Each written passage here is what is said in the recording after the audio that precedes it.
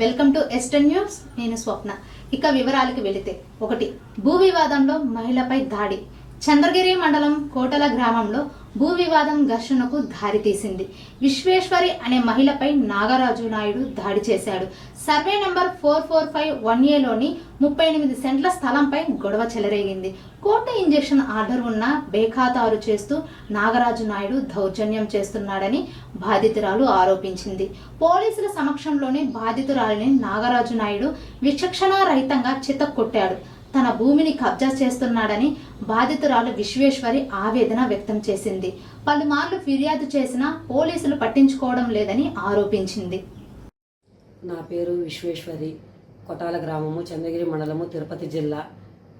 నాకు గత 2024 సంవత్సరం నుంచి ఆస్తి తగాదాలు జరుగుతున్నాయి. నాకు నాగరాజు నాయుడు అనే వ్యక్తికి నేను కోర్టును సంప్రదించి నాకున్నటువంటి ఆర్డర్స్ అన్నీ కూడా నేను తెచ్చుకొని పోలీసుల ద్వారా వచ్చి నాకు కావాల్సిన జాగాను నాకు చూపించమని అడిగితే అప్పట్లో ఉన్నటువంటి ఎంపీటీసీ భర్త వి మురళీ నాయుడు సహకారంతో విచక్షణారహితంగా కొట్టి గాయాలు చేసి నన్ను ఇబ్బంది పెట్టి కేసులు కట్టుకొని పోలీసు వాళ్ళని పని చేయనీయకుండా, అధికారులు నాకు ఎటువంటి సహాయం చేయనీయకుండా అడ్డగించుకుంటూ వస్తుంటే నేను న్యాయస్థానానికి వెళ్ళి, అయ్యా నాకు ఇంజక్షన్ ఆర్డర్ వచ్చినాను, నాకు న్యాయం జరగడం లేదు, పోలీసుల దగ్గర నుంచి నాకు రక్షణ కావాలి, నేను నా బిడ్డలు బతకలేకుండా ఉన్నాము అని చెప్పి న్యాయస్థానం వారిని కోరగా పోలీస్ ప్రొటెక్షన్ ఇచ్చిన అయినాను పోలీసు వారు ఎటువంటి స్పందన ఇవ్వకుండా, ఎంఆర్ఓ గారు ఎటువంటి న్యాయం చేయకుండా, నాకు ఉన్నటువంటి హక్కులను చూపించకుండా లీగల్గా చూపించండి అని అంటే, వారు మండల నాయకులు, గ్రామ కమిటీ అధ్యక్షుడైనటువంటి రాజేంద్ర, వంశీ, హేమశేఖరు వీళ్ళ సహకారాలతో నన్ను బెదిరిస్తూ డిఎస్పీ ఆఫీస్ దగ్గరికి వెళ్ళి సెటిల్ చేసుకోండి ఎస్పీ మా అన్న అంటూ మమ్మల్ని బెదిరించడము, మా మీదకి దాడి చేయడము. ఈరోజు మళ్ళీ విచక్షణారహితంగా మండల నాయకులే దగ్గరుండి కొటాల గ్రామ కమిటీ అధ్యక్షుడు వాళ్ళ సహకారంతో మళ్ళీ విచక్షణారహితంగా ఆడదాని మీద దాడి చేస్తుంటే పోలీసు వారి సమక్షంలోనే అన్నీ జరుగుతూ ఉన్నా పోలీసు వారు కేసులు కట్టి కౌంటర్ కేసులు పెడుతూ మా మీద మమ్మల్ని ఇబ్బంది పెడుతున్నారు. ఎటువంటి చర్యలు తీసుకోకుండా అధికార పార్టీలకు భయపడి నాకు న్యాయం చేయడం లేదు.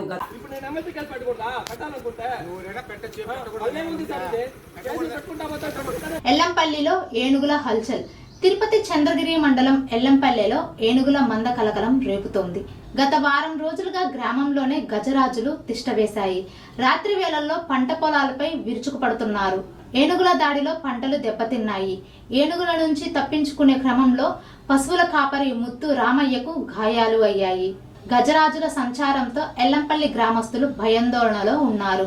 ఏనుగులను అడవిలోకి మళ్లించేందుకు ఫారెస్ట్ అధికారులు ప్రయత్నం చేస్తున్నారు. గ్రామస్తులు అప్రమత్తంగా ఉండాలని అటవీ శాఖ అధికారులు హెచ్చరించారు.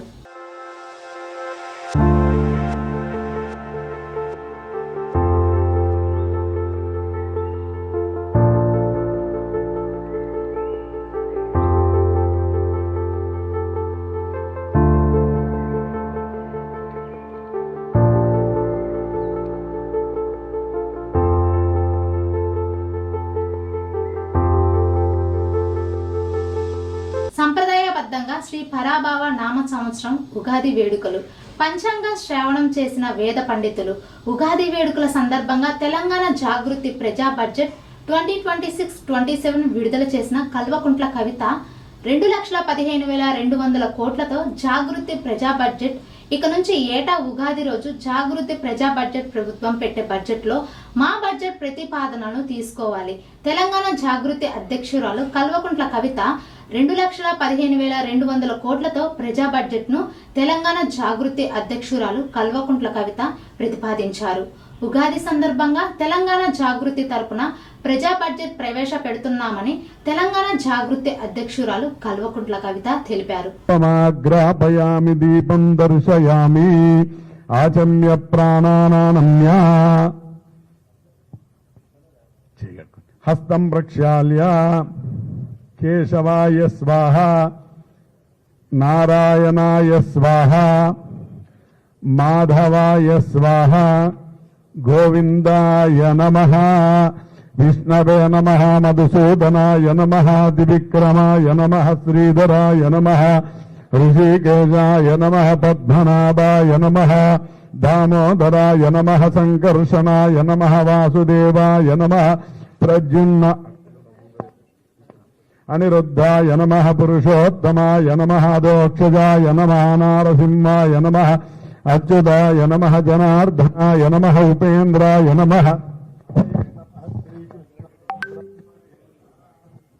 అక్షంతలు తీసుకొని ఇక్కడ గణపతి మీద ఈ ఉగాది సాక్షిగా మన తెలంగాణ జాగృతి కార్యకర్తలం నాయకులందరం కూడా ప్రతి ఒక్కరి జీవితం బాగుండాలని పనిచేయాలి. ఇవాళ మీకు కొంత ఫిలాసాఫికల్గా అనిపించినా నేను చెప్పక తప్పదు, చెప్తా. ఎందుకోసం అంటే తెలంగాణలో ఉన్నటువంటి మనం, జాగృతిలో ఉన్నటువంటి మనం ఒక కంకణం కట్టుకొని బయలుదేరాలి. ఇవాళ మనం మన కోసం పనిచేసుకుంటాం, మన ఇంటి కోసం పనిచేసుకుంటాం. దాంతోపాటు జాగృతి నుండి అదనంగా మనం సమాజం కోసం పనిచేస్తామని బయలుదేరినాం. ఆ పనిచేస్తామని బయలుదేరినటువంటి క్రమంలో ముందు మనం బాగుండాలి. మనకు ఖచ్చితంగా ఒక నైతికత ఉండాలి. మనకు ఖచ్చితంగా కొన్ని నిబంధనలతో కూడినటువంటి నైతికపరమైన జీవితాన్ని మనం లీడ్ చేస్తుండాలి. లీడ్ చేసుకుంటూ దాన్ని పక్కోళ్ళ కోసం పనిచేయడానికి సమయం కేటాయించుకుంటూ ముందుకెళ్ళాలి. పెంపుడు పిల్లి మరణాన్ని తట్టుకోలేక బీఎస్సీ విద్యార్థిని హిమబిందు పురుగుల మందు తాగి ఆత్మహత్యకు పాల్పడిన ఘటన మీర్పేట్ పోలీస్ స్టేషన్ పరిధిలో చోటు చేసుకుంది. హైదరాబాద్ మీర్పేట్ పోలీస్ స్టేషన్ బడంపేట్ వెంకటాద్రి నివాస్ కి చెందిన బీఎస్సీ మొదటి సంవత్సరం చదువుతున్న హిమబిందు 20 సంవత్సరాలు తను ఇష్టంగా పెంచుకున్న పెంపుడు పిల్లి మరణాన్ని తట్టుకోలేక పురుగుల మందు తాగి ఆత్మహత్యకు పాల్పడింది. కేసు నమోదు చేసుకుని దర్యాప్తు చేస్తున్న పోలీసులు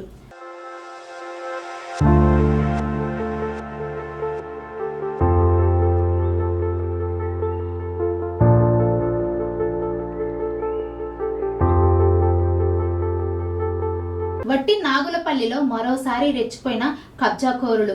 పట్టపగలే ఓ ప్రైవేట్ ప్రాపర్టీలోకి ప్రవేశించిన దుండగులు. ప్రహారీ గోడ నిర్మాణం చేస్తుండగా అడ్డుకున్న గుండాలు.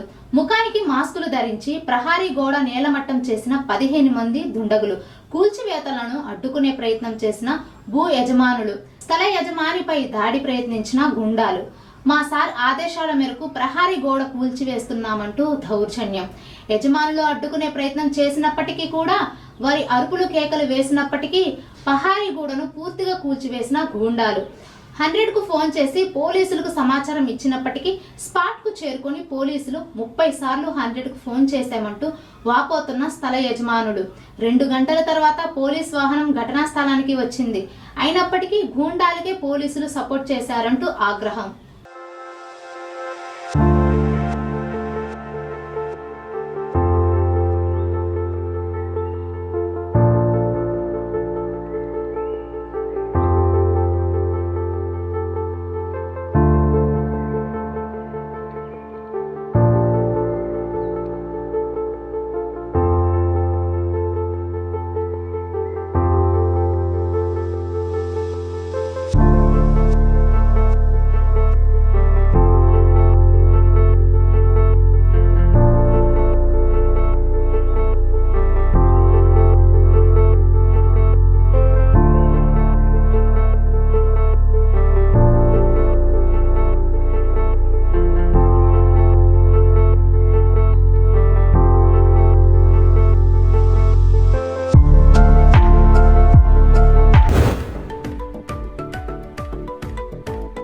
అరే ఈ మున్సిపల్ ట్యాక్స్ ఏంది ఐశ్వర్య ఇట్లా వేరిపోయింది? వడ్డీ చూడు. నేను చెప్తే విన్నావా? ఎప్పటి ట్యాక్స్ అప్పుడు కట్టేసుకుంటే అయిపోతుండే. మరి ఎట్లనో ఏం చేద్దాం? అరే దీనికి ఎందుకింత హైరాణ పడిపోతున్నావు? మన జిహెచ్ఎంసి వాళ్ళు ఓటీఎస్ అంటే 1 టైం సెటిల్మెంట్ స్కీమ్ తెచ్చిండ్రు కదా, నీకు తెలియదా? ఏంది ఓటీఎస్? దాంతో ఏమైతుంది? గదే నీకు తెలియదు. మనం కట్టాల్సిన 100% అసలు పన్ను కడితే చాలు, వడ్డీలో 90% మాఫీ. అంటే మనం జస్ట్ 10% వడ్డీ కడితే కథం, రసీదు చేతిలో ఉంటది. అరే నిజమా? అంటే మనకు పైసలు మిగులుతాయి అన్నమాట. థ్యాంక్స్ ఐశ్వర్య, నువ్వు నిజంగా నా ఐశ్వర్యానివే. అప్పుడే సంబరపడకు డియర్. ఆ మిగిలిన పైసలతో నాకు పట్టు చీర కొనియాలి, మా తమ్ముడి పెళ్లికి కట్టుకెళ్ళాలి. జల్దీ కట్టేయి, టైం లేదు. మార్చి 31 వరకే ఆఫర్. గ్రేటర్ హైదరాబాద్ వాసులారా టెన్షన్ పడకండి. మీ ఫోన్ లో మై క్యూర్ యాప్ ఓపెన్ చేయండి లేదా మీ సేవకు వెళ్ళండి. 90% వడ్డీ మాఫీని వాడుకోండి. మీ ఇంటి ఆస్తిని, కుటుంబం ఖుషీని రెండిటిని కాపాడుకోండి. చివరి తేదీ వరకు వేచి చూడకండి. ఈ రోజే మీ బకాయిలు చెల్లించండి, నగరాభివృద్ధికి సహకరించండి. Commissioner GHMC.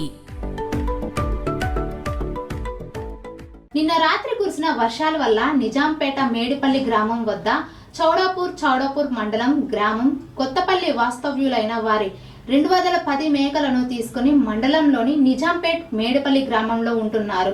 మంగళవారం రోజు నైట్ కురిసిన భారీ వర్షానికి కనీసం 150 నుంచి 150 మేకలు చనిపోవడం జరిగింది.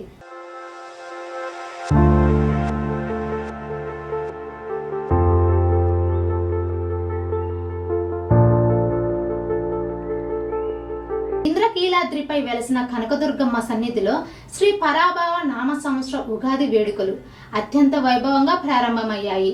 తెలుగు నూతన సంవత్సరానికి పురస్కరించుకొని ఆలయ ప్రాంగణమంతా మామిడి తోరణాలు, అపురూపమైన పుష్ప అలంకరణలతో శోభాయమానంగా తీర్చిదిద్దారు.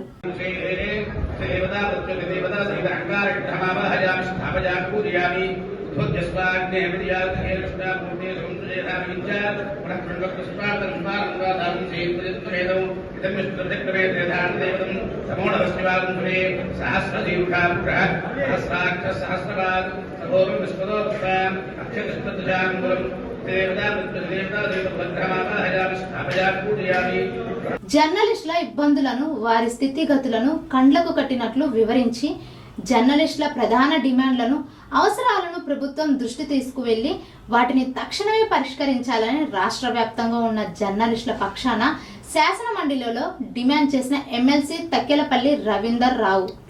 జర్నలిస్టులు ప్రధానంగా తమ వృత్తిపరమైన భద్రత, ఆర్థిక స్థిరత్వం మరియు కుటుంబ సంక్షేమం కోసం దశాబ్దాలుగా పలు డిమాండ్లను చేస్తున్నారు అధ్యక్ష. ఇక్కడ కాస్త కొన్ని విషయాలు మాట్లాడారు అధ్యక్ష. మంత్రి గారు ఉన్నారు, press academy chairman Srinivas Reddy గారు కూడా మన సభలో గ్యాలరీలో కూర్చున్నారు. చాలా మంది మిత్రులు కూడా చూస్తున్నారు. జర్నలిస్టుల సమస్యలు అనేటివి మనం మానవీయ కోణంలో చూడాలి అధ్యక్ష. చాలా మంది మిత్రులు నాకున్నారు అధ్యక్ష. మేము చూస్తుంటాం, వృత్తి ఏమో నిరంతరం పరిగెత్తుతుండాలి, ప్రతి నిమిషం అలర్ట్గా ఉండాలి, రోజంతా రాత్రంతా అదే పని చేస్తూ ఉండాలి, సమాచారం సేకరణ చేస్తుండాలి, చేరవేస్తుండాలి. కానీ వారి వేతనాలు చూస్తే మాత్రం గొర్రెకు తోక ఎంత ఉంటుందో వారి వేతనాలు అంత చాలా తక్కువగా ఉన్నాయి అధ్యక్ష. వారి కుటుంబాలు ఎట్లా పోషించుకుంటున్నారో, వారి పిల్లల్ని ఎట్లా చదువుకుంటున్నారో, ఎలా చదువులు ఆరోగ్యానికి ఖర్చు పెడుతున్నారో ఇవన్నీ చూస్తే చాలా బాధాకరం అనిపిస్తుంది అధ్యక్ష. కొంతమంది విలేకరుల మీద ఆరోపణలు వస్తాయి, కానీ చాలా మంది విలేకరులు మరి ఇబ్బందులు పడుతున్నారు. ఆరోపణలు చూస్తున్నారు తప్ప వారి కుటుంబాలు ఎట్లా బ్రతుకుతున్నాయనే పరిస్థితి లేదు. ఇలా వాళ్ళు ధర్నా చేయలేరు, గొడవ చేయలేరు, వేతనాలు పెంచమని అనలేరు, అదే వృత్తికి ఎంచుకున్నారు. వాళ్ళు పనిపించోళ్ళు అధ్యక్ష. ఈ వృత్తికి ఒకసారి అలవాటు పడితే ఇది ఒక ఊబిలో ఊరుకుపోయినట్టే ఈ ప్రొఫెషన్ ఉంటే తప్ప దీంట్లో నుంచి బయటపడరు. కానీ ఎక్కడ చిన్న ఇబ్బంది వచ్చినా కూడా పరిగెత్తే వీళ్ళకి వీరి కుటుంబ ఇబ్బందులు మాత్రం ఎవరికి చెప్పుకోలేనంత దయనీయంగా ఉన్నాయి అధ్యక్ష. అందుకనే వీరి యొక్క సమస్యలన్నిటివి సావధానంగా వినాలే, మనం పరిష్కరించాలి. ప్రముఖ ఎఫ్ఎన్సీజీ సంస్థ ఏపీఎస్ ఇండియా మార్కెట్లోకి వినూతంగా 3 రకాల మసాలా డేట్స్ ను అందుబాటులోకి తీసుకొచ్చింది. దేశవ్యాప్తంగా అతిపెద్ద retail shops, e commerce platform లో ఈ ఉత్పత్తులు లభించనున్నాయి. ఈ సందర్భంగా కంపెనీ ఎండి అమిత్ ఆనంద్ మాట్లాడుతూ వ్యూహాత్మక వ్యాపార విస్తరణలో భాగంగా నూతన స్నాక్స్ విభాగంలో అడుగుపెట్టినట్టు, తద్వారా కస్టమర్లకు మరింత చేరువ కావడానికి వీలుపడనున్నదన్నారు. వీటిని ఉత్పత్తి చేయడానికి 1.50 కోట్ల పెట్టుబడితో ప్రత్యేక యూనిట్ ను నెలకొల్పినట్టు, ఈ యూనిట్ సామర్థ్యం 84 మెట్రిక్ టన్నులను పేర్కొన్నారు. ప్రస్తుతం దేశంలో స్నాక్స్ మార్కెట్ 5 లక్షల కోట్ల స్థాయిలో ఉండగా దీంట్లో సంఘటిత రంగం కేవలం 80,000 కోట్లు మాత్రమేనని పేర్కొన్నారు. So we are here to launch the new product. We are launching 3 flavors in masala and dates, which is masala dates, which is an innovation product for India. First time anybody has thought of making dates into masala. So we have come up with 3 flavors. One is achari, one is achari, and other is chili lime, and the third one is tamarind chili. So there 3 are unique flavors which is suitable for Indian palates. We have tested, we have done a lot of R&D, we have done a lot of hard work to develop this product.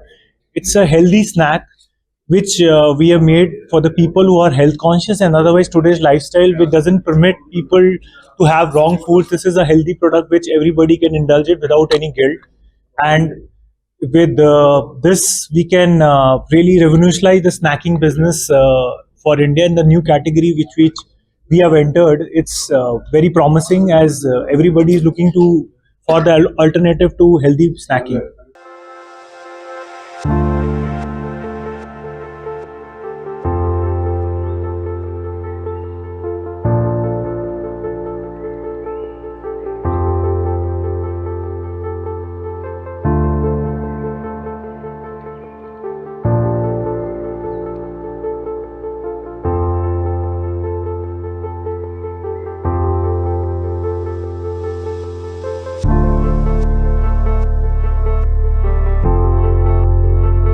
Medchal జిల్లా Medipalli PS పరిధి నారపల్లిలోని ఓ private హాస్టల్లో engineering విద్యార్థిని నందిని ఉరివేసుకొని ఆత్మహత్య. సనుగుల గ్రామం చందుర్తి మండలం సిరిసిల్ల జిల్లాకి చెందిన విద్యార్థిని నందిని నారాపల్లిలోని సిద్ధార్థ ఇంజనీరింగ్ కళాశాలలో బీటెక్ 3వ సంవత్సరం చదువుతుంది.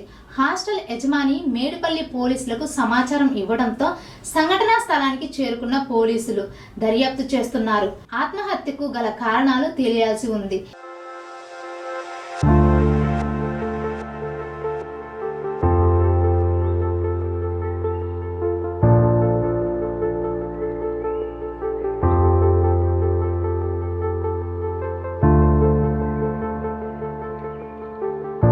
ఇవి ఇవాల్టి వార్తలు. మరికొన్ని వార్తల కోసం చూస్తూనే ఉండండి ఎస్టర్న్ న్యూస్, మన కోసం మన ఛానల్.